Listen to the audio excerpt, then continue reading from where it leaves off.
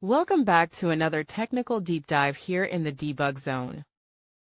Today we're tackling a big question and breaking it down with insights from other users. Hopefully this clears up some misconceptions and helps you get the answer you need.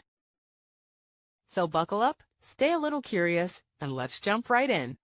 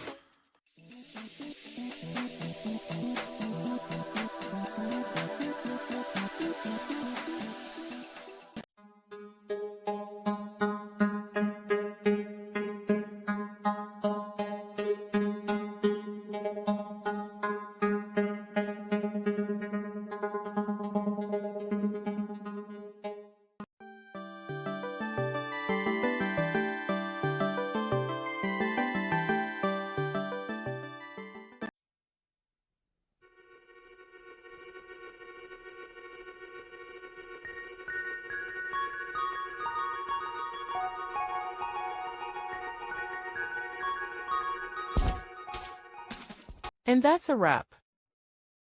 I hope you found the answer you were looking for. If you did, take a second to hit that subscribe button. It really helps out. And let me know in the comments which solution worked best for you.